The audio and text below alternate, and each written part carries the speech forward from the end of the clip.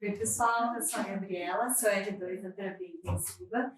Vou falar para vocês hoje sobre o microbioma intestinal e a influência que ele tem no nosso sistema imune.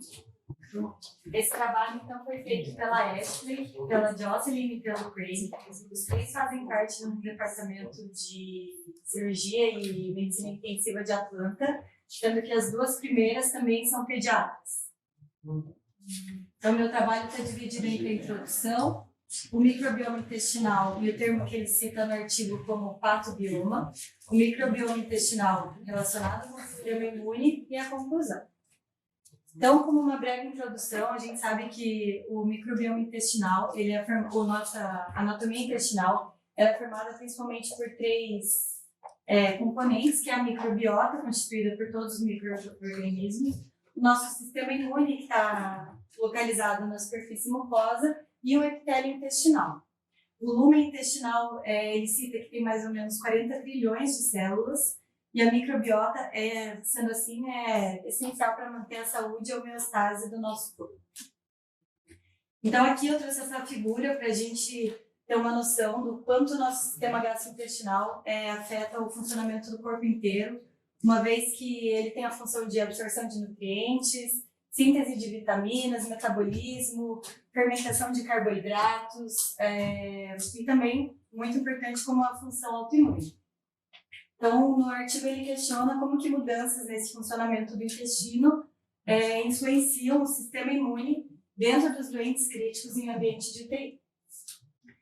Então, pensando que o nosso microbioma intestinal é formado por várias bactérias, ele cita que tem dois tipos principais de bactérias, que são as bacteroidetes, que são formadas por gram-negativas e participam da modulação imune, e os firmicutes, que são gram-positivos, e os principais que a gente conhece são os lactobacilos, também associados a uma boa saúde intestinal. Eles também são importantes para a degradação desses polissacarídeos complexos, para formar os ácidos graxos de cadeia curta, que eu já vou explicar a importância deles, mas os três principais é o acetato, o butirato e o propionato. Então, quando o doente está em ambiente de UTI, que ele está amplamente inflamado, isso também transforma como o intestino dele vai funcionar, como a gente viu a aula do Eduardo, e como que essas bactérias vão se alterando, visto que isso é um sistema muito dinâmico.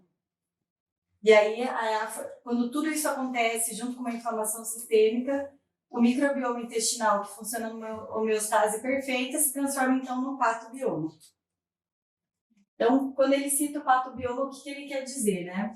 Que é um ambiente que ele é alterado no doente crítico, e isso tem vários fatores, né? Existem fatores que a gente não pode controlar, que é a condição clínica do paciente, então, se ele já era tabagista, a idade, a dieta que ele tinha antes de ter um problema crítico de saúde, então, uma dieta rica em carboidratos, gordura, isso tudo predispõe a formação de certas bactérias, e outros fatores que a gente consegue manejar, que é o uso excessivo de opioides, as profilaxias que a gente usa no ambiente de UTI, elas têm um efeito no nosso sistema gastrointestinal, a forma da nutrição, então a nutrição via sonda, a composição da dieta, como o Eduardo falou, pacientes que estão entubados, estão com dispositivos invasivos, isso também é um motivo para alterar toda a microbiota intestinal, fazendo esse ambiente patológico, que é o patobioma.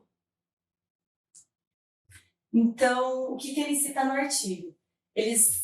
Dois artigos principais que ele usou para exemplificar o que ele quer dizer. Ele citou, então, esse primeiro estudo, que é de crianças criticamente doentes, em comparação com crianças saudáveis. Eles analisaram, através de uma ressonância nuclear, toda a massa intestinal daquelas crianças.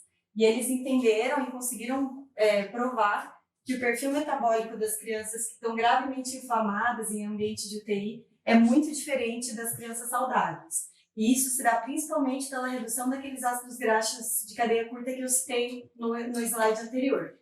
Isso foi transformado também num estudo com 301 adultos, mais ou menos, e eles também encontraram o mesmo resultado. Através da ressonância, eles conseguiram escanear toda a microbiota intestinal, e isso mostrou uma diminuição da diversidade das bactérias e também uma alteração dessa flora. E como conclusão desses dois estudos que eles citam, é que eles analisaram junto com a ressonância, eles pegaram amostras de urina e de fezes e tentaram ver a presença desses ácidos graxos de cadeia curta. O que eles perceberam? Que o butirato, principalmente, foi associado a menos dias de internamento na UTI. Ou seja, quanto melhor o seu intestino funciona, quanto mais as bactérias conseguem fazer a conversão em ácidos graxos de cadeia curta, isso significa uma boa saúde intestinal. Então, por conta disso, não só por isso, mas mostra uma melhor saúde do doente. Aí o artigo coloca essa figura, então, que compara como que é uma microbiota de um indivíduo saudável e de um criticamente doente. Lembrando que nosso sistema imune é dividido entre inato e adaptativo, e isso vai estar presente no nosso sistema intestinal, e a interação das bactérias que existem no nosso sistema com esse sistema imune. Então, o que acontece? Normalmente a gente tem uma rica gama de bactérias presentes ali, e o nosso intestino, tanto o nosso estômago quanto o nosso intestino, convivem em homeostase com essas bactérias. Quando o doente entra num estado inflamatório, ele desenvolve uma permeabilidade maior. Então, essas bactérias que teoricamente teriam que não penetrar nessas junções acabam entrando, né? E o que acontece? Desenvolve um tipo de reação no nosso sistema imune que é prejudicial. Então, o nosso sistema imune, ele é muito inteligente, ele tenta reagir a tudo que é diferente e essas bactérias que não deveriam entrar causam essa reação, mas, em contrapartida, ele desenvolve substâncias que o nosso corpo entende que causam uma imunossupressão de certas células. Então, de alguma forma, a resposta do nosso organismo para quando essas bactérias adentram é a gente ter uma supressão da imunidade.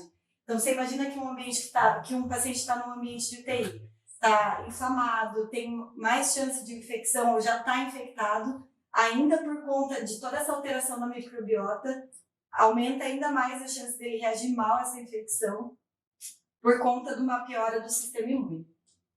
Então, o que ele cita? Assim, eu resumi pontos positivos e pontos negativos do nosso sistema imune com relação à microbiota intestinal. Então, normalmente, os linfócitos B participam dessa modulação da resposta quando as bactérias adentram. E aí, o linfócito B estimula o IgA. IgA é uma imunoglobulina muito importante nesse aspecto. Primeiro, porque ela promove uma colonização mais saudável de bactérias dentro do intestino. E segundo, porque ela faz um papel de neutralização de patógenos. E também tem o linfócito T regulador, que foi associado a um efeito protetor nos indivíduos saudáveis.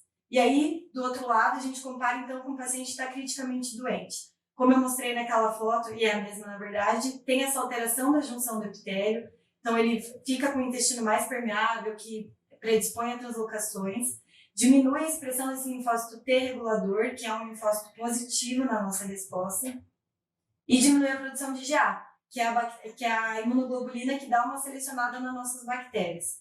Eles perceberam também que tem um aumento desse TH17, que é uma substância que também está presente em pacientes que têm toda essa alteração na imunidade e está associada a desfecho negativo. Isso tudo, a gente pensa, né, mas como que a gente pode concretizar isso, né? Uma das nossas maiores preocupações com um paciente que está na UTI e que a gente vê sempre é a sepse, né? E aí a gente tenta coletar culturas e fazer antibiótico e começar tudo de uma maneira rápida, mas a gente tem que ter uns passos antes e entender que se o sistema imune do paciente não está bom, ele está muito mais predisposto a desenvolver uma sepse polimicrobiana e evoluir de um jeito pior. Então, isso acho que faz parte do pontapé desse início de cascata. Como conclusão do artigo, então, o que ele diz? Que a transformação dessa microbiota intestinal em um patobioma aumenta muito a mortalidade, a morbidade, os dias de internamento em UTI. Existe um link direto entre essa alteração da resposta imune, que não necessariamente é uma alteração que ajuda o nosso organismo, com o aumento da mortalidade e o patobioma. E baseado nesses achados, eles sempre terminam com a necessidade de ter mais pesquisas para saber como que isso vai evoluir.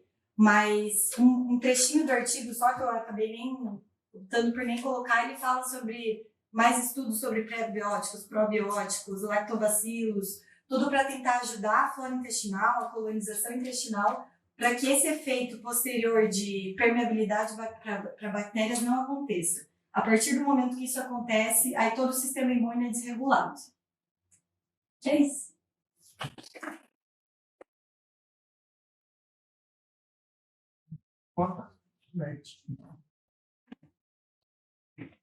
Aí, a Gabriela à disposição.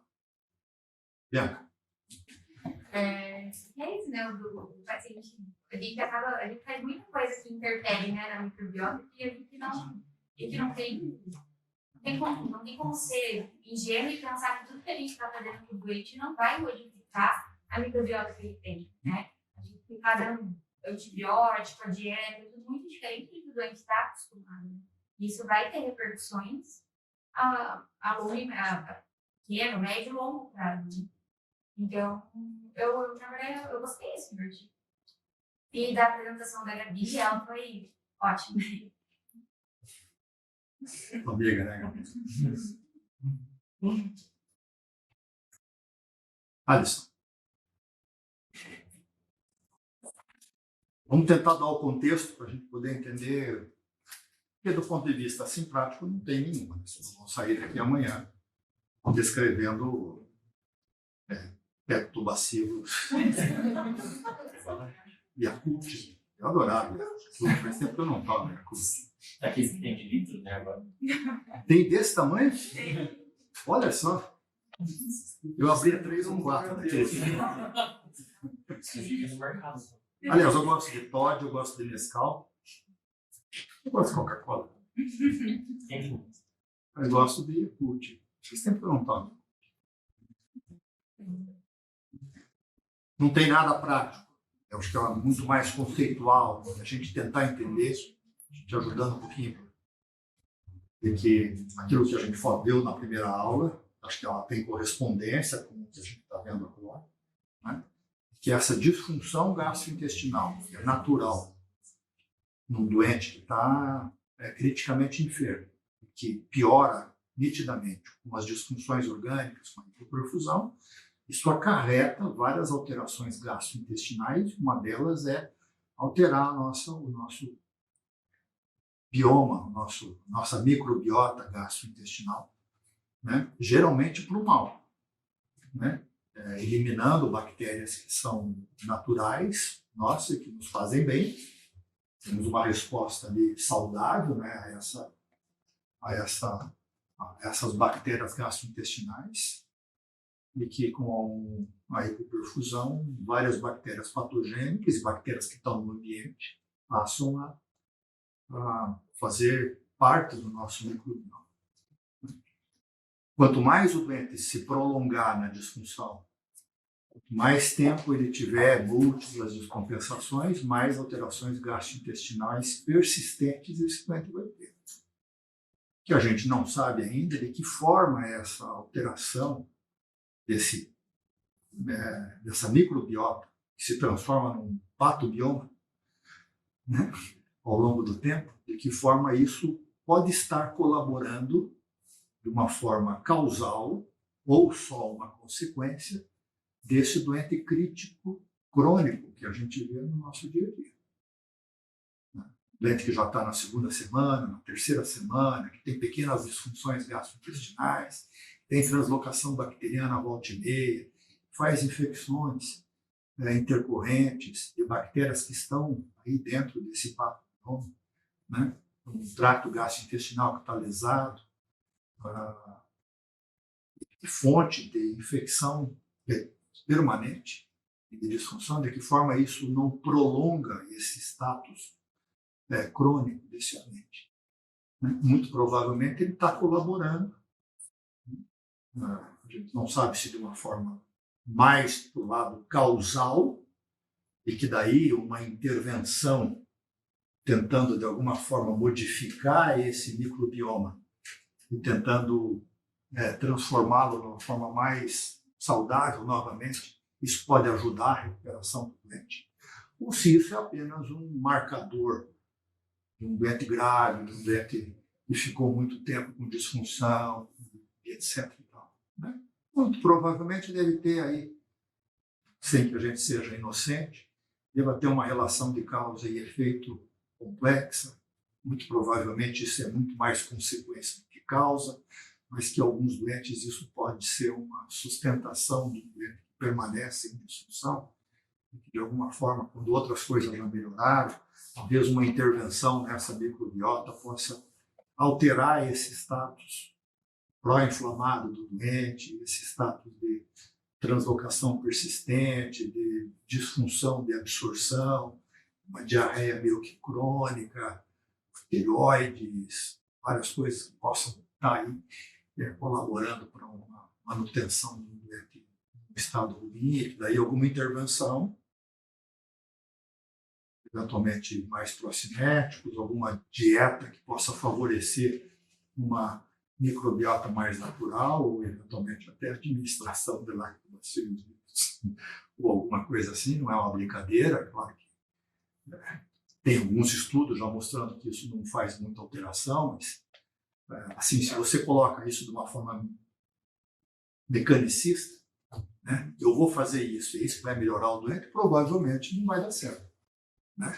Se você entender a complexidade disso, entender que isso pode estar fazendo parte, talvez essa intervenção acoplada com outras intervenções conjuntamente, né, de melhora clínica do doente, de melhora da dieta, de você ir respondendo às necessidades individuais de cada um dos doentes e corrigindo alguns defeitos, possa apressar a melhora clínica do doente mais rápido.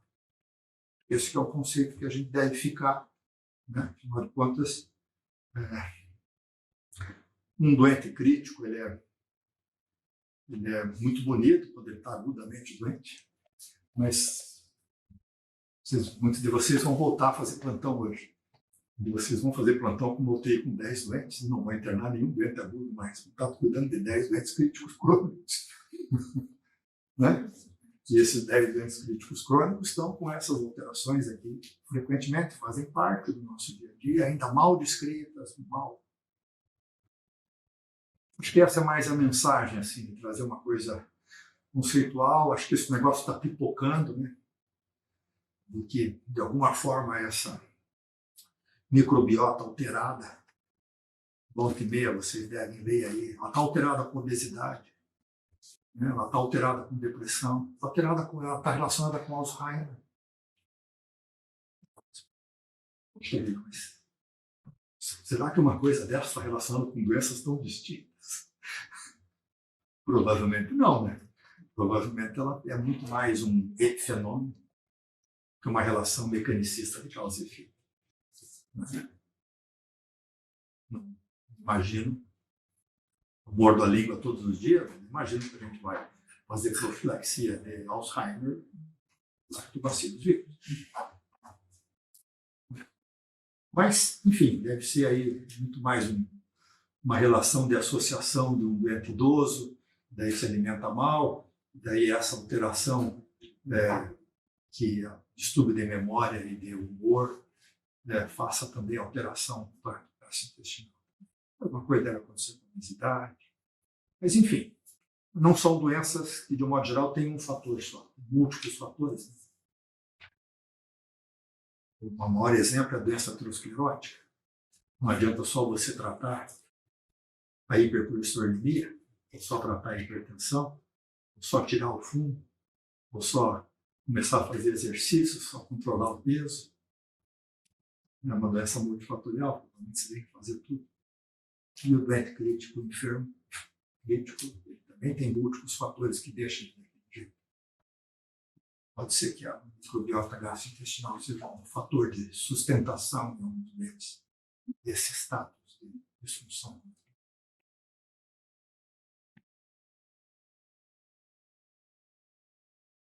Murilo, pergunta, Murilo.